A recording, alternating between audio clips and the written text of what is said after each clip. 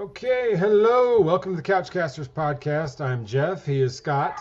And we're here tonight because we are going to deep dive on our beloved Pittsburgh Steelers. Since the final 53-man roster is set, we're going to talk about the roster. We're going to talk a little bit about the schedule heading into the season. A little bit different turn. We're going NFL since opening night of the NFL. Chiefs Lions, but we don't care about that. We're worried about Sunday at noon Central Time. What's up, Fonz? Not much. Excited for the season. Big matchup week one. So. Yes. I was talking to a good friend of mine, one of my homeboys the other day over text line about, for whatever reason, man, we are like stoked about this season. I don't know what it is about this year, but for some reason, we're just like fired up for the season to start. Me too. This is the most excited I've been for a roster in a long time. I think there's no questions going into the season. Some kind of the role players, especially in the secondary, right? Don't really know what they're going to do, but for the first time in a long time, there's not a piece of this team that I look at as a weakness. It's all pretty solid. So it should be super competitive. Should be super competitive. Absolutely agree. I mean, we'll see here in a second when we break these positions down. Like, this roster can match up with any roster in football. I mean, I'm not saying they're better than the Chiefs. I'm not saying they're better than the Eagles, but I'm just saying if you go top to bottom, player for player, this roster matches up with anyone. Big time. In my opinion. Yeah. I'm with you. I think our weakness will be a offensive coordinator, and but who knows? The jet sweep. Maybe what I saw in the preseason, it looked a little different than last year's 3 yards in a cloud of dust. Actually, 1 yard in a cloud of dust. So I don't know if that means anything preseason wise, but it looked different. Kenny looked different throwing the ball, running the offense. Granted, it's preseason. I understand, but there was something different feel about him. Passing game was impressive. Like you said, yes. It's preseason. They weren't playing the first team all the time, but he looked more confident. He looked more comfortable. He's throwing the ball over the middle a lot more. That's all very encouraging, especially building off last year in his second half. The running game really got going in the second half as well, so kind of showing that balance is really encouraging going into year two. He's a captain now too, so he's respected in the room.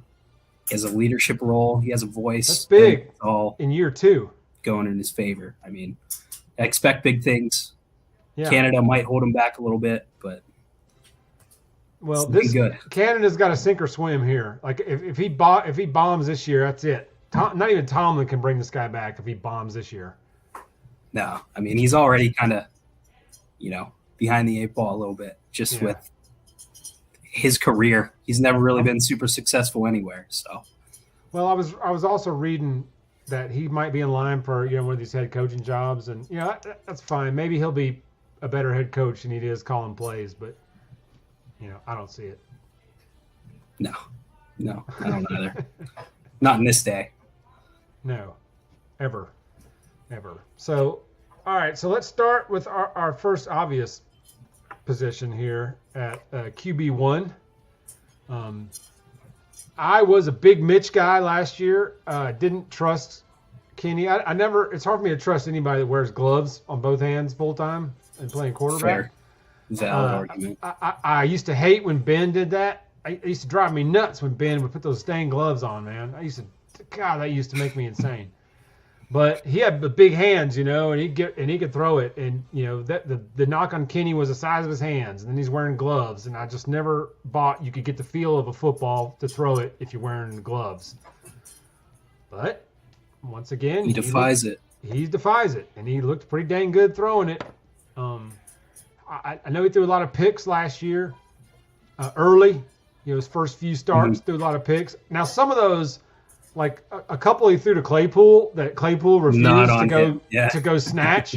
Like it wasn't really on him. I remember I got so furious last year that stinking Claypool on some of those a couple of those deep throws where he just would fall down, or he would go up and just go to the ground and not fight for the ball. And I would just be screaming, look at, you're a physical freak with a 40-inch vertical. Like, why are you not coming down with every high ball? Like why are you not snagging every one?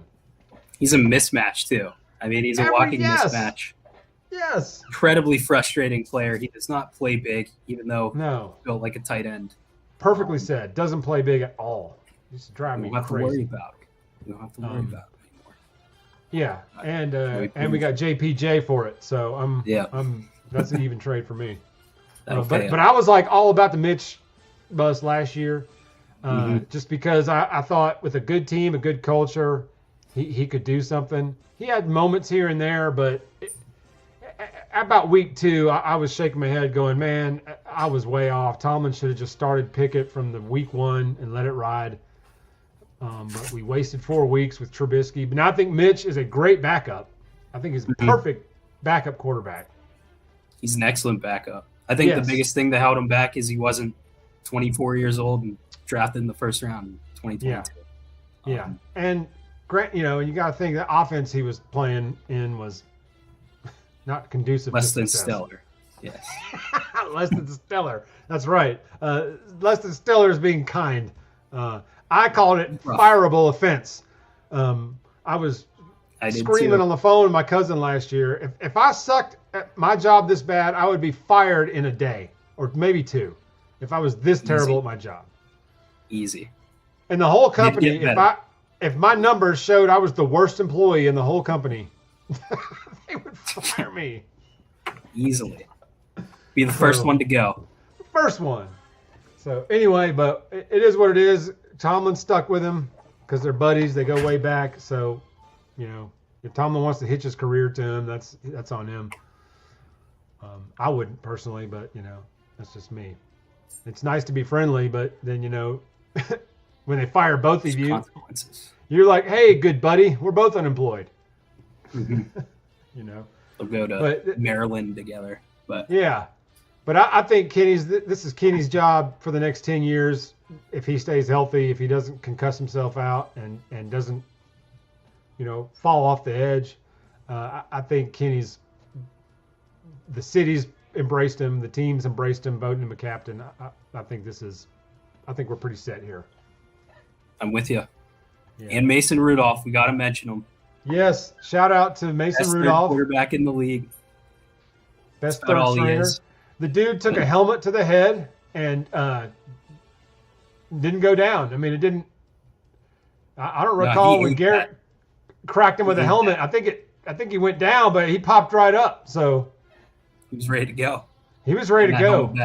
And then you remember Pouncey stomping a mud hole in Myles Garrett when he was on the ground. Pouncey kicked him like 4 times. The Castro was right there too. We've missed that attitude greatly. That's my last memory of DeCastro because I think he retired in the offseason after that year. That was my last good memory of DeCastro was him, just driving Garrett into the ground and the 2 of those guys just pouncing on him. Anyway, so this next one, I really like this room. I know Najee's getting some hate. Everybody's clamoring for Jalen to be the RB1 coming in, and because he had some dynamic runs. Granted, he's way more dynamic runner than Najee. I'll give him that. I will give him that. 2 totally different styles. They complement each other. I think Jalen Warren said earlier this week or maybe later last week that he's not going to be the running back, RB1 this year. It was never in the cards. He's a compliment. They work with each other. They work off each other. I think it's great. You look after the bye last year, Najee was a different player. It may have been because he was healed from his injury early on, but Jalen Warren started getting a lot more carries at that time too. And the offense was serviceable. Not where it needs to be, but much better. I think Najee was dinged too. Yeah, he was. He had that Wis Frank fracture in his foot. Yeah, which for a running back, that's kind of a problem. I mean, I'm just saying, if you got Liz Frank and you're a running back, that's kind of an issue. it affected his cutting, and he's not overly quick to begin with. So Yeah. I mean, it wasn't a home run threat ever. And then if you've got bad scheme, not a good line, and Liz Frank, that's a bad combo for a running back. Mm-hmm. But I maintain that, when Jalen made his runs, I'll give him credit. He had some good runs, but it was also different stages of the game, different play calls, different strategy at that time. Defense had already been, worn down some. I mean, it was unfair to compare, like, oh, Jalen averaged 6 yards a carry and Najee only averaged 3.8, so Jalen should be the starter. It's like it's deeper than that. Way deeper. Way deeper. You can't just look at the numbers like that. And Najee can eat carries too. I mean, he can carry the ball 20, 25 times easily. And that's big in the NFL. That's important. Yes. I expect a really good year out of him this year. Well, he can run the route tree too, for being as big as he is. He's a fantastic route runner. He did crown himself a ride out while he was at Bama, even though he played running back. He did say that he was a ride out. Mm-hmm. So, but I like McFarland Jr. has shown me some this preseason too. So I think this is a good three-headed to start the season. Injuries happen, but I like this group right here. I do too. I think McFarland has a chance to kind of carve out a little role too. He's been around a while. Yeah. He's fast. I mean, he's a good little running back. We've just never really had space or a role for him. So you can never have too much speed. Nope. Like, speed kills. You can never have too much speed. And so this is Najee's not a speed guy, but the thunder and lightning, I know that's a cliched phrase for running backs, big and fast, from years ago, but it's true. I mean, it's a legit thunder and lightning. Because they're going to pound Najee, and then next thing you know, Warren's going to, or they'll throw one of those roll out, throw back across, and he'll be gone, or he'll pick up chunk plays because he can. So if these guys stay healthy, I really like this room. Me too. Yeah, this is a good room. All right. I'm a big fan of, I think these guys are going to really do something. First two are going to be really, really good for us. Deontay didn't score a touchdown last year. I think he's going to be just fine. I think we had 11 passing touchdowns all year last year anyway. Yeah, George Pickens catches everything thrown his way. Allen Robinson, I thought, was a sneaky, nice get. Yeah, good veteran receiver. Mm-hmm. Really good, third, fourth target for this team. Gunner, not sure why we kept, to be frank, especially with Calvin Austin healthy and back and ready to go. But yeah, I'm not sure how he made the team. I don't know what he provides. He's a heart attack waiting to happen as a punt returner. And that was his big appeal going into last year. So that was an odd one for me. That was one I didn't. Tomlin got something going on, but I don't know what it is on that one. Love Pickens. I think Pickens is going to be elite. I think he can be a top 10 receiver in the league, even closer to top 5 if he fulfills his potential. Certainly, with the skill. He's a beast, and if we just feed him targets, Deontay is not my favorite. His propensity to run backwards when he catches the ball, just over and over again. He's not really. His hands kind of worry me at times. He's a good route runner, but he gets too many targets, in my opinion. I think some of those should be going. Pickens should get majority of targets in the receiver room. In my opinion, the guy's a freak. I think Pickens is probably the most skilled for sure. Yeah. We'll see how he's used though. Last year, I thought Pickens was, vertically. We used him a ton. Like to see him get more creative with the routes he is running. Deontay is always open. That's why he just gets the ball peppered to him. He's great, kind of in that 5 to 8 yard range. I'll give him that.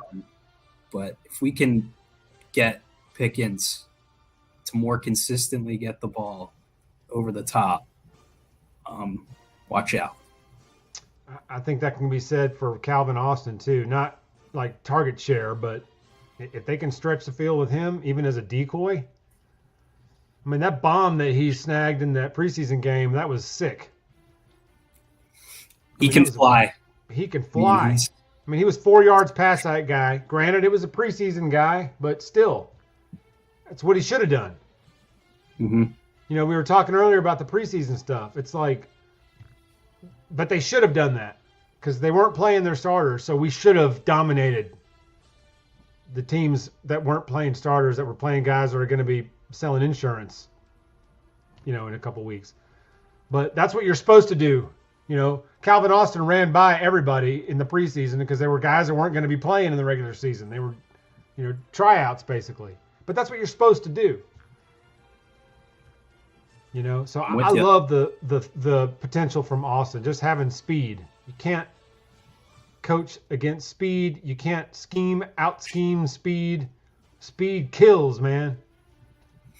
Even just throwing them in motion, sticking them in the slot. You love the jet sweep if he's the jet sweep guy.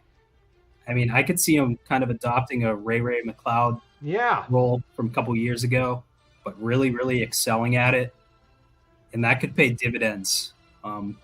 Kenny may not need to be, you know, really, really good for us to put up some points with a guy like that and the targets he had already. So, man, if Kenny can just not turn the ball over, you know, we don't need him to throw 50 touchdowns, I don't think. Our defense is going to be stout. We'll get there in a minute.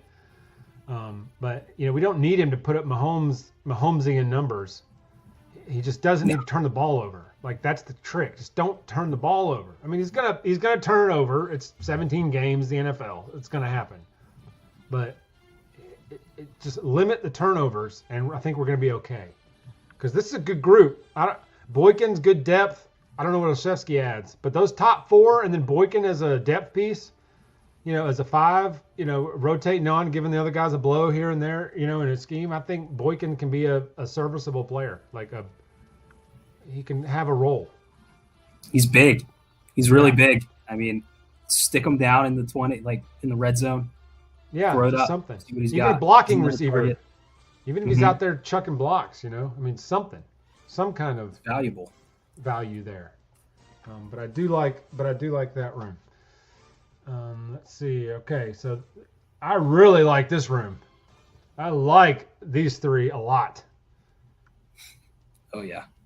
I mean, there's some skill here. I mean, Pat, great pass catcher, can block a little bit. Darnell Washington's a third offensive tackle. Every time he steps on the I field, can run. Mm-hmm. Connor Hayward's a Swiss Army knife. Ton of versatility here. Like, not a lot of teams can say that. They pretty much have their pass catcher and their blocker.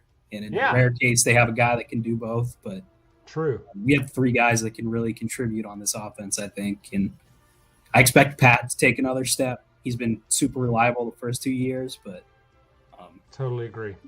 He's very sure-handed. He's got it. I mean, that once again,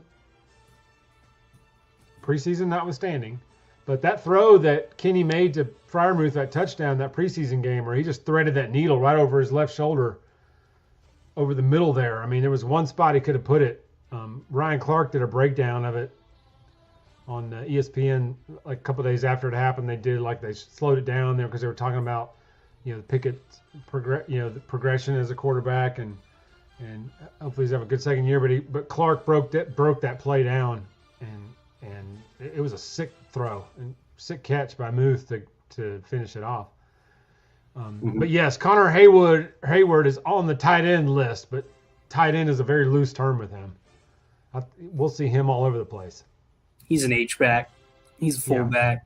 You know, he was out wide at times last year. I remember a couple plays. He made some big plays last year. He made some big catches last year. He is a mismatch. He's pretty athletic. I remember a couple plays where they did just throw it over the top, and he was, you know, matched with a safety or a corner, and he got it done. So I don't expect him to be a facet of the offense, but versatility is always good, especially with the talent we do have. We're not going to go and, duel it out with Mahomes. We're going to need to do it a little different way. So no, we can't score with him.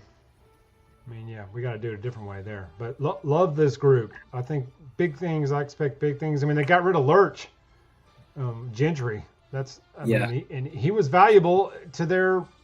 He wasn't a pass catcher, but he had value, and they cut him. So, I mean, no one's safe. Nope. But I like Darnell Washington, even though he's a bulldog. But he always scared me. I remember when he was coming out of high school, I really wanted him to go to Alabama, and he wound up at Georgia, which blew my mind because Bowers was there too, and I was like, why in the world did you go there with this guy? I mean, Bowers is a freak. But anyway, here we are. He's a Steeler now, so past is in the past. Mm-hmm. So, but this group here, I think, is way, way, way better. Vastly improved. Vastly improved. The first five are the starting five, I think, going into Sunday. Obviously, left tackle is Broderick Jones, is the future there. I don't think we would have moved up and spent a first round pick on Jones if the plan wasn't for him to be the left tackle. No, I don't think so either. Dan Moore, though, got to shout him out. He really improved, at least from what we saw in the preseason, which we keep saying it only means so much. But he could be a guy that maybe pushes Chooks a little bit for that right side once Broderick Jones is ready. The depth is pretty decent too. Outside of those first six, I think those are the guys we're going to see the most, but injuries happen. Spencer Anderson was a good get. He was like a seventh rounder, wasn't he? Didn't we get him like sixth or seventh round? And he made the team. Everybody was shocked that he made the team. Yeah. And they traded Kelvin Dotson, and kept Spencer Anderson. So I thought that was pretty cool. Mm-hmm. But I think you're going to see a lot of Nate Herbig. He's a backup guard, but I think you're going to see him quite a bit. But I love Ciamalo and James Daniels. I think those are two beast road grading guards, and Mason Cole. We're going to be tough up the middle if Mason Cole can keep his game up. We're going to be tough up the middle. I think the two tackles obviously are the two weakest links of these five. Not saying they're bad, but of these five, they're the two weakest links. There's a reason that we drafted Broderick Jones with the 14th pick. Easy, yeah. I mean, there's a reason that we did that. So Dan Moore Jr., Dan Moore's got, I don't know how long he can hold off, how long he can hold Jones off, but if he struggles, it's not going to be long. I don't think so. He's still young. I think he's finally kind of coming into his own. He's very raw as a prospect when we drafted him. He was a late rounder too, wasn't he? I want to say he was a fourth rounder, maybe. Yeah, fourth or fifth round, something like that. But they got rid of Kendrick Green. They used a third round pick on him, and he couldn't even get on the field. The second year. I've never seen anything like that. Somebody go from starting center to inactive every game the next year that wasn't injured. I can't believe we actually moved them. We got a taker. Like who? Yeah, I can't believe somebody traded for him. Like you wait a day and a half, you're going to cut him. So just like, but somehow we fleeced Houston for a draft pick for that dude. I don't know how we did it, but I mean, he's their problem. Each their own. But I love the attitude of getting Ciamalo from the Eagles. Those Samoans, man, those guys are beasts, man. Those guys will bust you up. Oh yeah. And James Daniels, that guy was a road grader anyway, and they gave him a 3-year deal last year, so we knew he was in the plans. Mm-hmm. But this is a much better looking unit. Really, up the middle is much stronger this year than it was last year. For sure. Just looking already, you can see that. Deep, like we talked about. Yes, very deep. So let's hope for health. Let's hope for development. Let's hope, Broderick progresses along as needed, and we don't have to rush him out there because Moore is playing so bad. think we'll be good. I hope we'll be all right. Yeah, I'm with you. Now, these guys here are just insane. Obviously, the top two are the key to everything for these top two names. I'm with you. I think Quan Alexander is going to take a very big role too. I think that was a huge signing. And I like Holcomb. I mean, dude looks like a Steeler, man. And Nick Herbig. I mean, those two guys look like Steelers. So something about them, they look like Steelers. Marcus Golden is a really nice depth piece too. And Mark Robinson still very raw, but he's a thumper. This is only his second year, right? Yeah, second year. I think he was a 6th or 7th rounder last year. But he showed promise every time he's gotten on the field. I mean, last year there was some times where he made some rookie mistakes, but he can play. There's not a guy on this list that I look at as being an issue. I think all these guys can play. I think our edge rushers are just probably the best in the league. 4 deep. Marcus Golden's a beast. Yes, and it is all about Alex and TJ. If those guys can rush the passer like they can, the whole defense changes. Everything about the defense changes. Even if it's just TJ, because TJ went down. I think we were 2-6 without TJ last year. Mm-hmm. Now Highsmith came into his own, earned himself a nice contract out of TJ's absence, but TJ is such a key to our defense that when he's out for extended periods of time, our defense really suffers. I mean, really suffers. He's probably one of the few guys in this league that could win MVP on the defensive side of the ball. I mean, he's a game wrecker. Team's game plan just for him. Yep. And when you don't have to for 8 games, you can do all kinds of stuff. It was a whole lot easier. Whole lot easier, and shout out to Highsmith for having a good year, but he's not TJ Watt, and you can't lose a TJ Watt and not have it not affect you. That's why he is who he is. But the middle linebacker group is way better. No Spillane. Thank the Lord there's no more Spillane on this list. Jeez. God. And Tom, he was in every play. Never came off the field. Never. No matter what, Spillane was in the field all game. I'm like, what a bust Devin Bush wound up being that couldn't keep this guy off the field. Seriously. And RIP to Devin Bush's career, but after his rookie year, I had high hopes for that dude. That ACL just destroyed him. He's never the same. And he never came back from that. I mean, he was a shell of himself, so that was a shame too. Because up until that knee injury, I thought we got a steal at 10, moved up to 10th to pick him. I thought that was like a decade-long move, but I like these rookies, man. I like Nick Herbig, man. He's talking about he was born to be a Steeler, and I'm like, yeah, I'm with you there. Yeah, nice sack in that preseason game. Once again, it was preseason, but you got to make the plays when you're in there, no matter who's across from you. And he showed some speed. He showed some move, the little up and under. He little up and under on that lineman. I mean, he showed some burst. So I really liked what I saw from him. Me too. But I'm with you on Robinson. It's a 7th rounder to make the team 2 years in a row. That's pretty impressive. Mm-hmm. A lot of those 7th rounders, a lot of times they don't even make it out of the first preseason. They get cut all the time in the preseason. Mm-hmm. Or in camp, those, because what's 7th rounder? If you cut him, oh well. But he's made the team 2 years in a row now, so shout out to him. He's got a role. Certainly has a role. He's not a coverage guy, but get him running downhill, put him on the goal line, like he'll hit somebody. Yeah, I like that. I like that a lot. I'm with you there. With you there. And this is a good room too. Feel so bad for Corey Trice.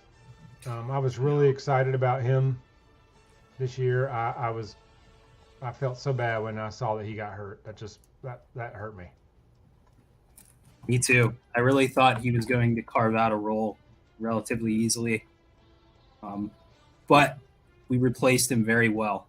Looking at this list, especially at the cornerback position, like all 6 of these guys can play. Yes. I And love really Patrick Peterson edition. Yeah, me me too. I Stick wish him we in got the him about slot. 5 years ago, but still. Yeah, seriously. We needed DBs for a long time, and this is the most stable group Yeah. I think we're probably going to have. In recent memory at least. Levi Wallace is great man to man. Joey Porter Jr. right across from him. Patrick Peterson can step into the slot. Desmond King was a huge addition, I think. Yeah, that was recent. I think last week maybe. Yeah, because when I was working on these a couple weeks ago, he was not on the roster. He was an All-Pro in 2018. Those days are behind him, but where at? Still play. I think in Los Angeles with the Chargers. Okay. Maybe. That's depth. When he got his All-Pro, but he came from Houston. Okay. So, who better to mentor Porter Jr. than Peterson? You know, I mean, a rookie cornerback to be mentored by one of the best to do it. So, I really like that pairing. I can't believe we got Joey Porter Jr. in the second round. I just can't believe that. I mean, it was meant to be. It was so meant to be. I thought we were going to have trouble snagging him. Yeah, I did too. I did too. When we took Broderick at 14, I was like, damn, that means we're not going to get Porter Jr. And then just the way the crumbs fell, sure enough, there he was. Pick 1, second round. Thank you, Chicago Bears. Have fun with Chase Claypool. If we got a shutdown corner out of that trade, thank you. I mean, Joey Porter Jr. has all the makings of a guy that can match up with just about anyone. There's going to be some growing pains, as there is with any defensive back in the NFL, except maybe Sauce Gardner. But he got coached by Jalen Hylett in the preseason this year, so that's true too. He did have help over the top, so he probably bit a little too hard. But when you run a 4-2-8, you could probably cook a few people. That's true too. Yeah. But that's literally all that dude does is just hike, go. I mean, I don't think he ran a single route last year other than run as fast as you can and I'll throw it as far as I can. It worked. Against Alabama. It definitely worked. It may work in the NFL. Maybe not as to the ease, but like we said earlier, speed kills, man, and if you can take advantage of it, you can carve out a career for yourself. Oh yeah. But yeah, 6 deep at corner here. That's amazing. The safety room is awesome too. Is Neal going to start opposite Minka Fitz, or is it Kazee? I think it's going to be Neal. I think Neal is pretty similar to Edmonds in his style. Yeah. But I think, not to go back to the corners, but I think just the talent we have there will kind of let Minka be the rover that he is. I mean, he's a ball hawk. He's so good when he has that freedom to just kind of, roam the field and put himself in a position to make a play. Yeah. And Casey can play too. I mean, he was good for us last year. He played a lot in the slot. I don't know if that will continue just with all the other talent we have. But he's another dude that can play. Riley, too, had a good preseason. Killebrews, the special teams beast. Yeah, Miles has been around for a couple of years. He's carved out a nice little niche for him and just some depth as well. You can't ask a lot of these guys to play every snap of every game, so depth's important, even if it's for a player or two to have a good rotation. But like you said, side note, I don't know if you saw this today where Minka roped off the Steelers logo in the locker room. Oh yeah, yeah. I saw that and I was like, aha! And then of course they were following up with it like, yeah, they did the same at Alabama. He was raised right, and they showed a picture of the Bama locker room with it roped off in there too. I was gonna say I was kind of surprised it took this long. Just feel like that's pretty standard across the league, but I'm glad he's the one to step up. And he was like, I was tired of footprints being all over the logo, man. It's respect, and I was like, that guy gets it. He does. I mean, yeah, he's just a football player. He's a Steeler. So glad we locked him up. In his blood. Me too. Like, the fact we locked him and TJ up both, just like, I can't believe that. How did we get that lucky to lock them both Well, up? he's almost. I mean, I think a lot of people kind of consider him one of the best safeties in the league, but he's almost underrated just because of how good TJ is. I mean, Minka is incredible. I mean, he'd be the first one you're talking about if not for TJ Watt. Oh, yeah. Easily. He would be like the Polamalu days, when Troy was around. When you start talking about Steeler defense, Troy's the first name you said. Mm-hmm. The first name that popped in your head. I think he would be in that same way, if not for one of the best defensive players in all of football on the same team as him. Mm-hmm. Yeah. So if TJ can just avoid those weird Watt injuries, we'll be good. But I think our defense is going to be elite this year. If we stay healthy and whatnot, I think our defense is going to be really special. I mean, just looking at the cornerbacks that have been in the league. I mean, obviously Joey Porter Jr. is a rookie, but the other 5 guys have starting experience. Yes. And pretty significant starting experience. I'd say a couple of years worth. Yeah, so that's big. That pays dividends. We don't need to rely on guys like Steven Nelson to play every snap, which he was fine. He was serviceable. But just having all these guys kind of rotate, it's going to be such a nice perk. And it should keep him relatively healthy, barring the knee buckle or a concussion or something. But they shouldn't get worn down if we can rotate 6. If we got 6 guys that can step on the field at any time at that position, I think that's big time. It's huge. And healthy TJ and Alex really can shape the secondary. Yep. If the quarterback only has 3 seconds to throw instead of 6, that's a big difference. Massive difference. I mean, those 3 seconds are difference between a touchdown or not. I mean, it can be that big of a deal. So, all these guys, it's all that. But every unit does this thing, and it helps each unit. And so, look at get them all last rolling. year. TJ. Oh yeah, that was the Bengals. Beast in that game. Yeah. And Burrow was a mess. Yeah, 4 picks that game. Didn't he? 5 picks? 4 picks, yeah. Or 4 turnovers. 4 turnovers. 4 picks, 5 turnovers, maybe. I don't know. Yeah. But TJ was in his face all day. He had a pick that game too, didn't he? Mm-hmm. Yeah, just a game wrecker. And the secondary just feasted because of him. Yeah. So. Yeah, and I don't think TJ was completely right when he came back and played the last few games. I think he was probably 75, 80%, but just, he's a baller, so he was going to be out there. But, he only wound up with like 5 sacks last year, but you could tell when he came back that he wasn't the explosive TJ that he was still TJ. You still had to respect him, but he was about 80%, I think. That was a tough injury, too. Yeah. I couldn't believe he came back. Yeah. That shocked me. When you said torn pec, I said, well, that's it. IR. Moving on. Mm-hmm. So, which leads us to this group. I may be a Steelers shill here, but, I like this group, too. There's some depth here. There's some good players here. There is. Benton, I think, was an excellent pick in the second round.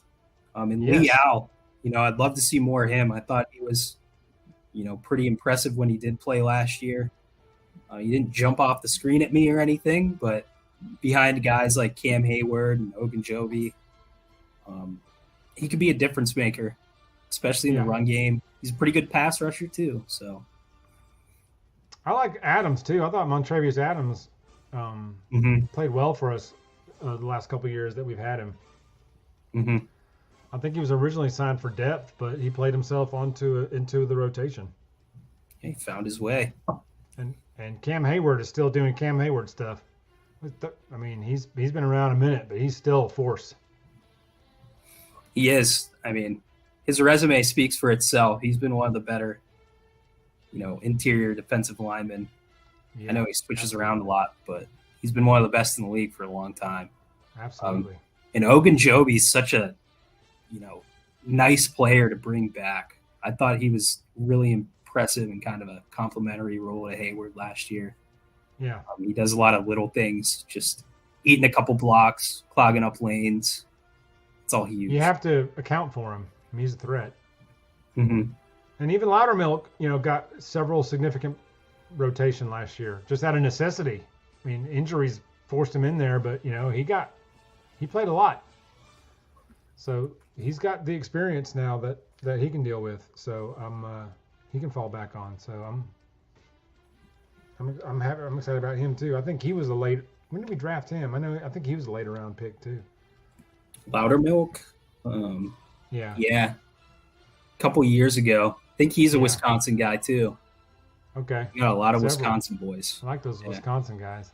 Yeah, I think Herbig, because I remember it was Wisconsin too. Because I remember TJ talking about he's known him for a couple of years through Wisconsin, and he said that Herbig over the years sent him some film and wanted some feedback from TJ, blah blah blah. So I think these guys have gone back a couple of years to their Wisconsin connection. Mm-hmm. Benton's a Wisconsin guy too. Oh, really? Yeah. Yeah. He likes those Wisconsin boys. I think Armon Watts making the team was a shock too. I think he was kind of there for some. Everybody kind of assumed he was going to be a practice squad guy, and I think the fact that he made the team that shocked me. I didn't expect to put him on this list, but good for Armon Watts. Yeah, I didn't either. I know he's kind of a role player in Minnesota the past couple of years, but yeah, we'll see what he's got. I don't know how much we'll really see him, but might not see him much. But I mean, we're 7 deep on the defensive line, so you got to have that. You got to have depth there. So like we said, even if it's just a blow for a series or something, or even a game, if somebody's dinged for miss a week, he can roll in there. So you got to have it. But I like this. I like the defensive line. I mean, I haven't been a position group that I haven't liked. Yeah, I was gonna say. You call me a Pittsburgh shill, a Steelers shill, and I'll gladly say you're right. But like I said, this roster I'll put up against anyone. I would too. I mean, there's not as a whole a player on the roster. Yeah. Outside of maybe Gunner that I was puzzled about. Yeah. Every single one of these guys earned it. They're all NFL players. There's no fillers. No, agreed. It's just, and we've had fillers the last couple of years. We've had some fillers out there. Mm-hmm. But I don't see any fillers. And like I said, I'm looking through Steeler colored glasses. I've got my Steelers shield shirt. I mean, it is what it is, but that's what I see. I'm trying to be objective. I am too. It's not working, but it's not working. I can be objective about this group because the punter is garbage. I like Boz. Kuntz is a good long snapper. I don't know how Harvin made the team again over what's his name that was in camp with him that they had on the 53-man roster and then cut him the next day. Oh, Braden Mann. That's him, Braden Mann. Yeah, it's like, why didn't you cut him yesterday? Whatever. Serve as tax purposes. The Eagles don't have a punter, and they were interested in Braden Mann. And then we cut him. They still don't have a punter as of yesterday, going into week 1. So I don't know if just royally screwed that up or what.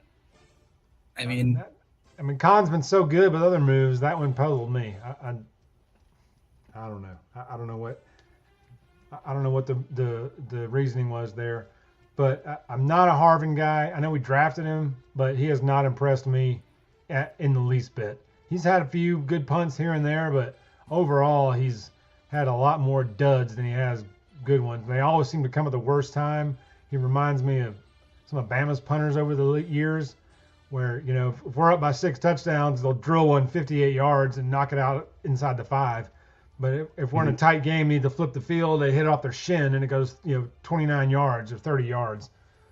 I mean, my cousin and I joke all the time about when Harvin kicks the ball, it sounds like he's kicking a flat football. There's no thump to it. It's more like a thud. And then, the results that follow. It's not great. I'm hard on punters, though. Like 42 or 43 yards, I think, last year. Which isn't terrible. I mean, 43 yards isn't awful, but it just seemed like when we needed big punts, to flip the field or something, then Harvin would go out and he would hit one off his shin bone. Yeah, 32 and yards. Just like, and it would hit, and they got ball in midfield, and I'm just like, why? Like, why? And then Boz, I hate field goal kicking. I think it should be removed from football, but that's a whole nother show.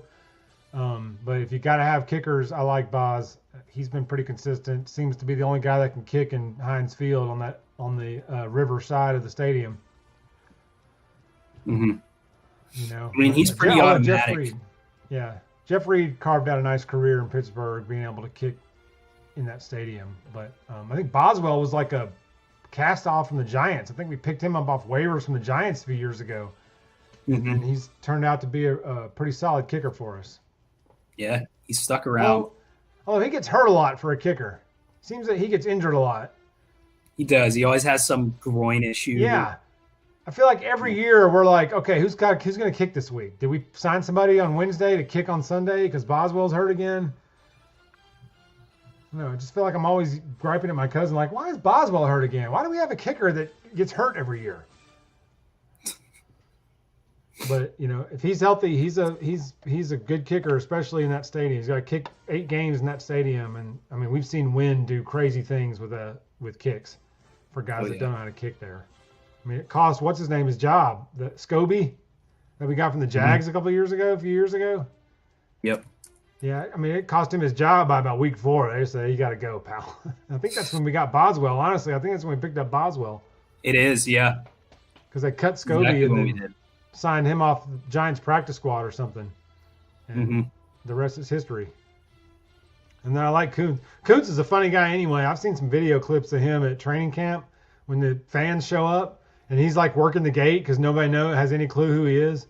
And he'll be interacting with the fans and he's like, you here to see the long snappers? I hear they put on a pretty good show. He's a funny dude. He went to Duquesne, I believe, too. So I don't know if he's from Pittsburgh, but he's been around the city for a while. So yeah, I don't know where they find these long snappers from, but they're out there. He's a good dude.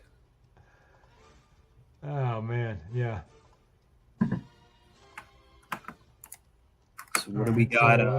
So that was our roster. We just went through the 53 on the roster there. That was But like I said, I like that team. I'm a shill. I know it. I'll admit it. But that's who we got. I like it a lot. I mean, I don't have much more to add other than what I said at the beginning. It's so balanced and deep and just looks like an NFL roster. Yeah.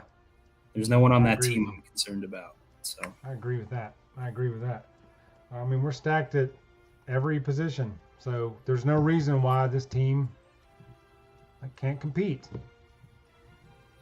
Win a playoff game. Win a freaking playoff game, Tomlin. Yeah, win a flipping playoff game. Just one. Just, jeez. And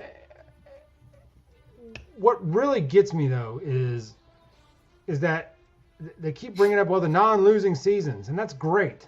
That's great. It's hard to not have a losing season in the NFL over 17 years or 16 years. That's fantastic. But the standard in Pittsburgh is not regular season success.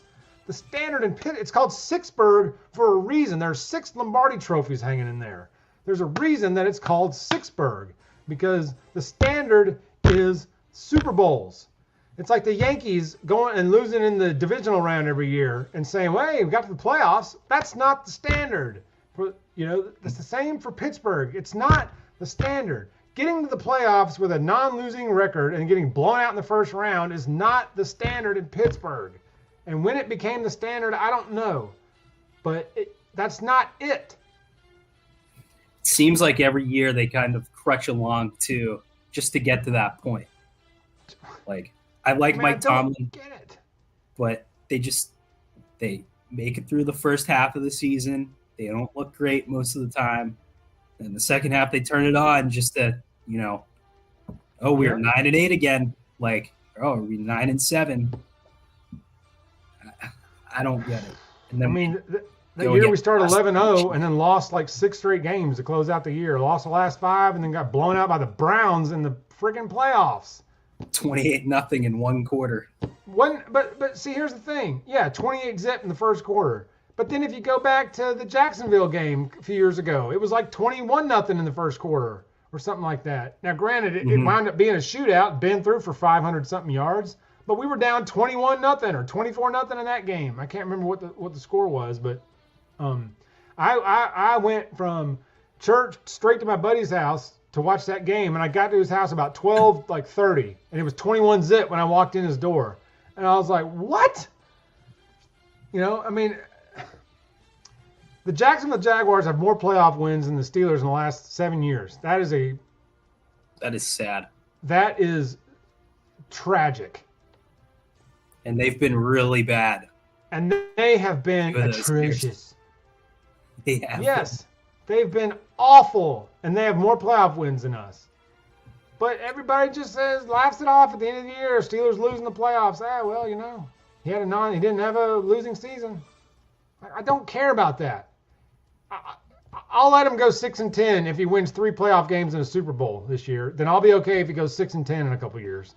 I'll be okay with that. Or 6-9 or however many flipping games there are now. 6-11. If he has a losing season, but I don't want winning seasons and then first round exits or embarrassing playoff losses. Like, that's not the standard. We haven't been in a close playoff game in a long time. No. That's what bugs me too. Like, we get there. Like I said, first half, most of the time, we scrape by. We're a little under 500, if not 500. We turn it on in the second half. We go and get blasted by the Chiefs. We look like garbage against the Browns. And then we try to storm back, but the game's already out of reach. The game's over. It's 28-0 in the first quarter. The game's over. Yeah, it's just first snap, Pouncey over his head, touchdown Cleveland. And I still haven't forgiven James Conner for Olaying that crap. That ball was right next to him, and he Olayed it. Touchdown Cleveland. That was it. Mm-hmm. The tone was set. We lost at home to the Browns in a playoff game. That doesn't even sound right saying that out loud. It's a joke. So, yeah. So anyway, I thought I had a schedule where I could present a schedule here, but I guess I didn't save it. I guess I didn't upload it, so I don't have the schedule in front of me. But I will pull it up on my phone, and we can run through this schedule right quick before we call this episode here. So 49ers Sunday, week 1. That's a good test. Great test. They got Nick Bosa. They just signed Nick Bosa back, so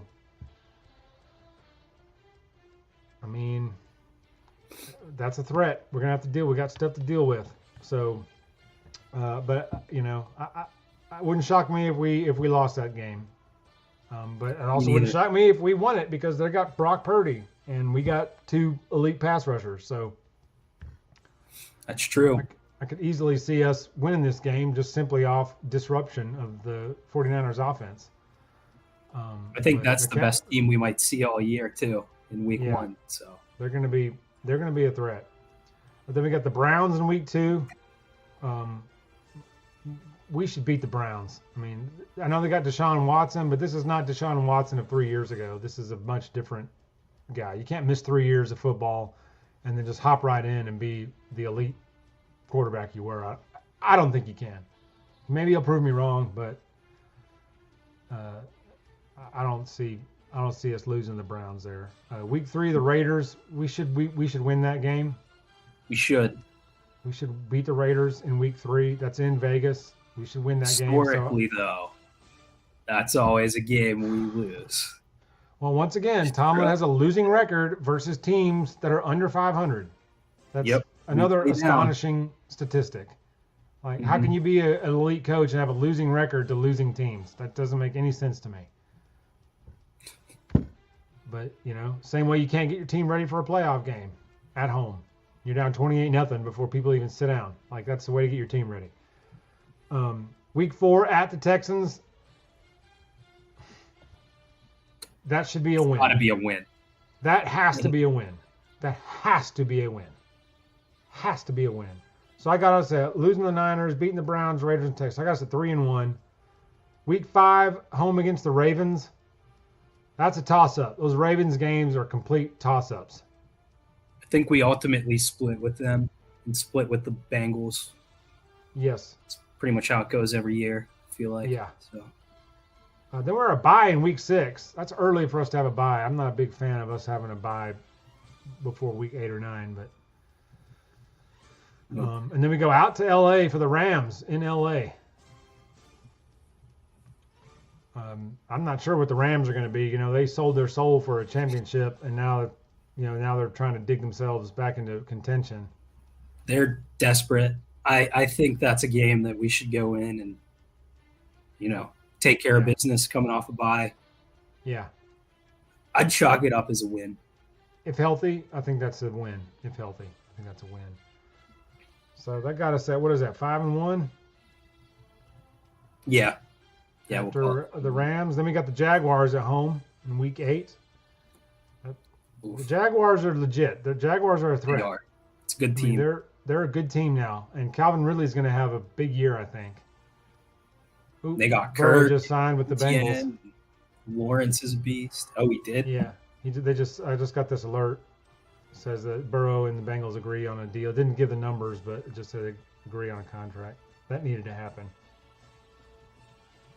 It did. Yeah. So Jaguars home week 8. If we lost that game, that wouldn't shock me. The Jags are a threat. They're a good team. They're going to be a threat in the AFC. Agreed. Titans at home in week 9. That should be a win. Derrick Henry's a beast, but Ryan Tannehill's he sucks. And if he doesn't play, they'll have a rookie quarterback. Yeah, they've got a good defense, and they got Derrick Henry. So they're going to and D-Hop, so they're going to be it's going to be a good game, but we should win that game. Like if all they have is Tannehill and Derrick Henry, that we should be able to win that game. I mean, Henry's going to get his because he's a beast, but we should be able to win that game at home. And then we got the Packers in week 10. I don't know about this one. I don't know how good the Packers are going to be or how bad they're going to be.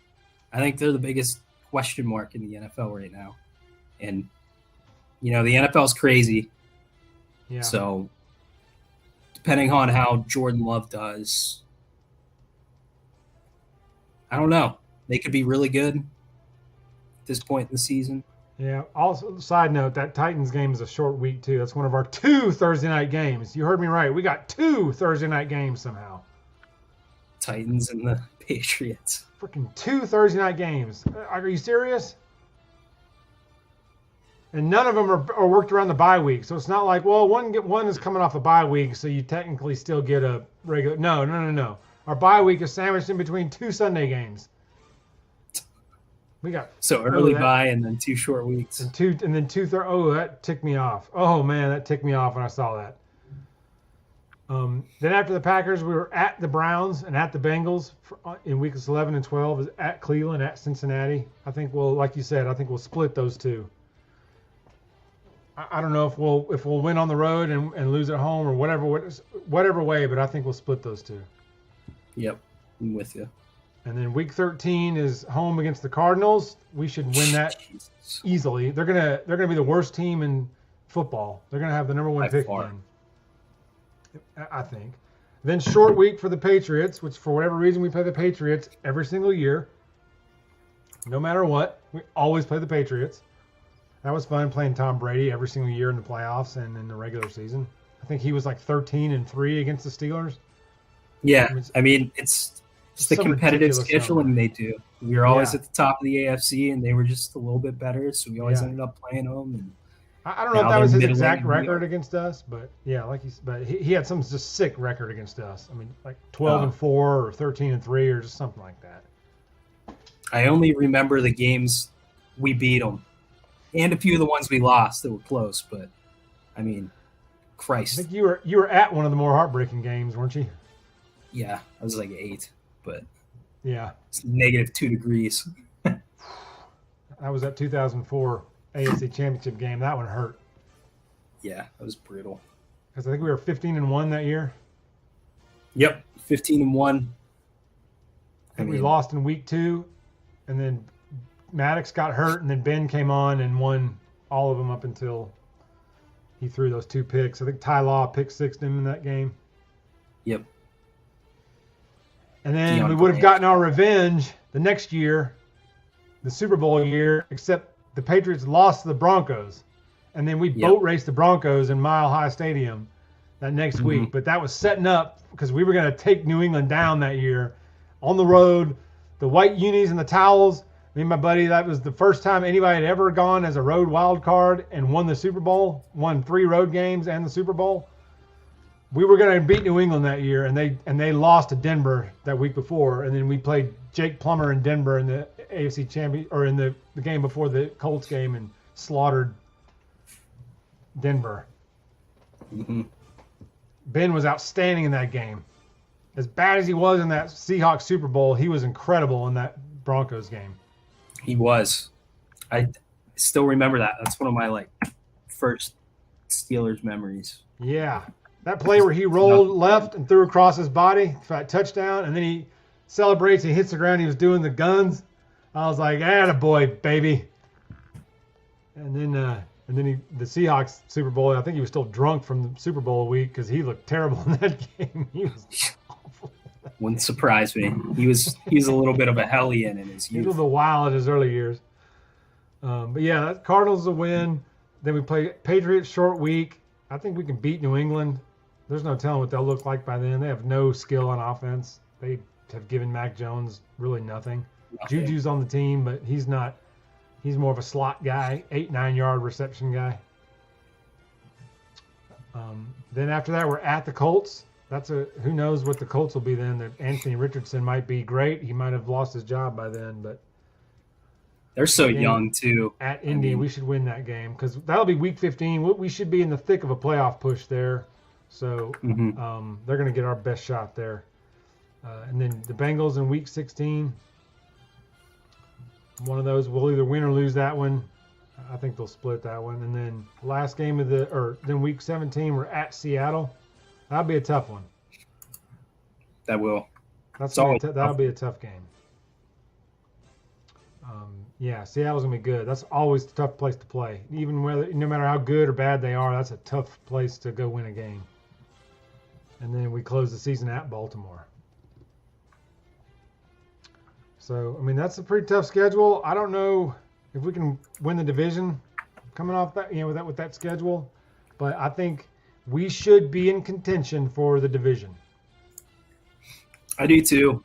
I think, we could win 13 games potentially. I think realistically we're probably a 10 or 11 win team.